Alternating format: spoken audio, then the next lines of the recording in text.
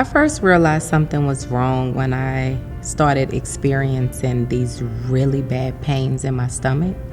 At the time, I didn't quite know that they were cramps because I never had cramps before, ever. And they were really bad. It used to cause me to get in a fetal position. Like, I was in so much pain. And then I started having like this overflow all the time.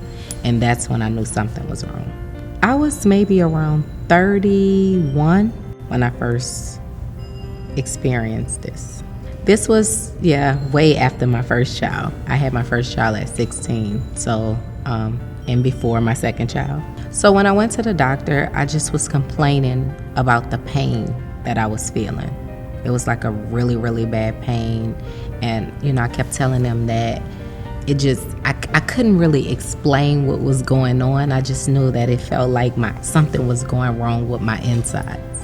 And she was like asking me like all of these questions and stuff like that. So they did like x-rays and, I did like a full exam. And that's when she diagnosed me with fibroids. Well, the doctor that I went to at the time, she's like, I guess she had a lot of women that also dealt with it. So when I was explaining what was going on with me, she would like do like this, like pushing down on my stomach, like the whole the whole full women's exam, like right before you get a pap smear and stuff.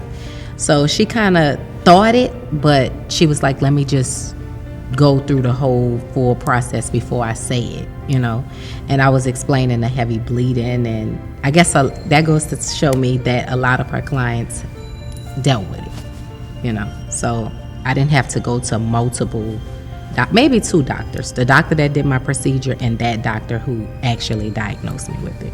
When I first found out I had fibroid tumors, I was scared. Like, I didn't know anything about it, anything at all. Like, it was so new to me. I was nervous. Like, I was very scared because I didn't know what to expect. The next step after I was diagnosed, I didn't have the surgery like right after I found out what it was. I kind of waited a while. Like, I thought that things would get better, and they actually got worse. That's when I finally decided, like, I need to go see somebody and see what's the next step. As far as my options, they told me that I can have a hysterectomy or a myomectomy. And I heard about hysterectomy because a few family members, a few of my family members had it before, so I knew a little bit about the hysterectomy. But I thought that, older people, experienced that. So when I even heard the word come up, I was like, I'm way too young for that. So the doctor thought that the myomectomy would be a better fit for me because of my age and because I wanted more kids. She explained to me the whole procedure. She gave me the paperwork to read up on it. And of course I went home and I, did my own research on it as well before making my final decision. She later told me that they can come back. And that was kind of like, I was a little nervous about doing the procedure, knowing that if I do something that's serious, that they could potentially come back and I have to go through a real surgery, almost like having a C-section again, how she explained it. And I'm like, only for them to come back? Like, is there a better way? So it left me feeling like we need more options. Like, this is not it. But I'm so tired of bleeding. I'm so tired of being in pain. I'm so tired of feeling fatigued. Now I'm anemia, like I'm eating ice every 5 minutes. It was just so many different things my body was going through, so many different changes that I know something needed to be done. So I had the myomectomy. They ended up removing the fibroids. They were actually able to remove all 10.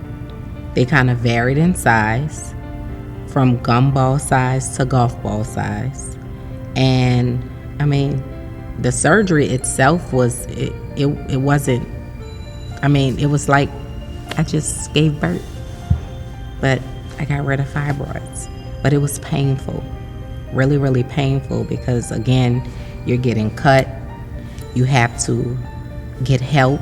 You can't, you know what I'm saying? It's like you're losing 4 to 6 weeks of your life. Like, I can't work. I can't do things on my own. Like, I need somebody there to help take care of me. So, I mean, it was a lot. To have anemia and do all of the things that I do as far as work goes, it's a lot. Like, I have times where I walk into a place, I'm extremely cold, I'm just tired. Like, it affects my day-to-day a whole lot. Like, it definitely affects my day-to-day. At the time, I was a little embarrassed to share that. I actually shared it with my aunt, and my mom was like the first person that I told that I had fibroids. And after sharing that information with them too, they told me that they also, well, not my mom, my mom's sister did. And then my aunt that I told, she told me that she had it and had to have a partial hysterectomy. And she went on to telling me, like, it's crazy, so many women deal with this. And I'm like, why don't I know about it? Why don't we know more about it? Like, it was just weird to have that conversation first with my mom and my aunt. And then later, I did have the conversation with my friends and found out that they were either experiencing it, had experienced it already, or know somebody that currently have fibroids. It's very frustrating to know that 80% of African American women suffer from fibroids and nobody is addressing it. It's kind of one of those things that's swept under the rug, that you have to, it's like, it's almost you're ashamed to even talk about it. When we live in a world now where people are so vocal about so many things. We share so many things, good and bad. And it's like something like this is just so hush-hush. So it's frustrating. After the 4 to 6 weeks, I didn't feel 100% healed or 100% back to normal, but I did see a little change after my, next menstrual cycle. I started to see that I wasn't as heavy and little stuff like that. I mean, that's not little. Things like that. Well, shortly after having a myomectomy, I ended up becoming pregnant with my second daughter. And, my pregnancy was good. Like, everything was well. I didn't have any complications or anything like that. Still was dealing with anemia afterwards. I had to take medication for that.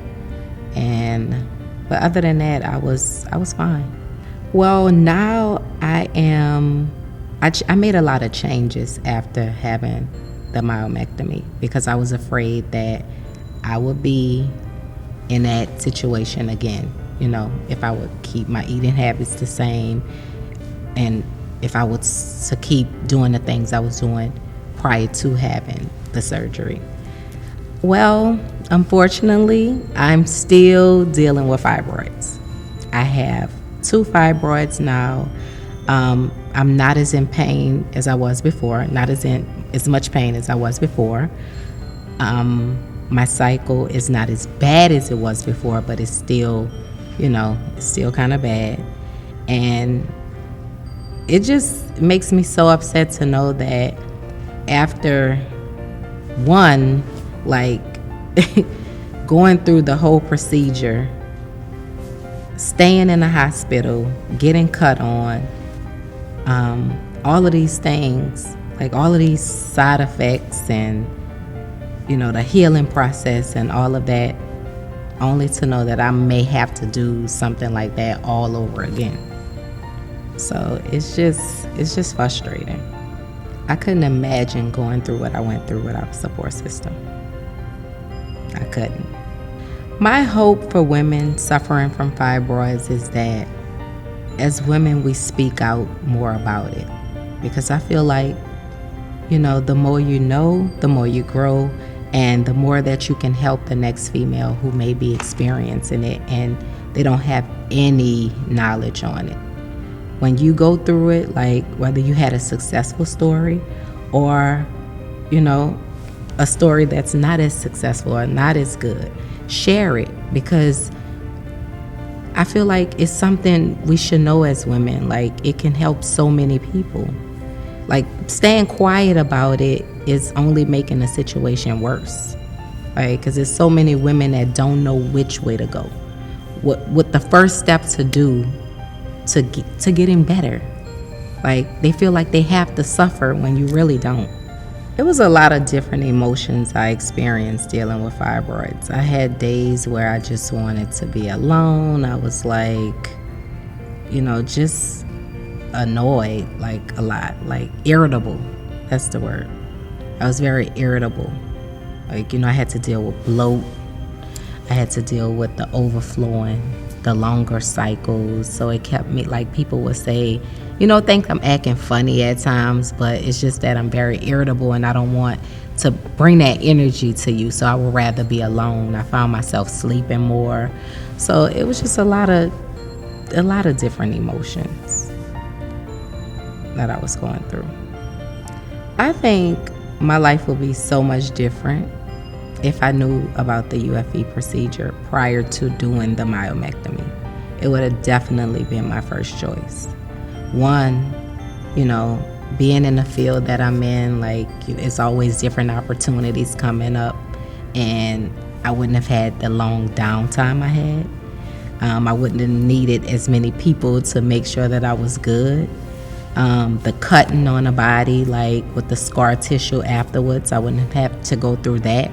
Like, I had to get cut like as if I was having a baby again.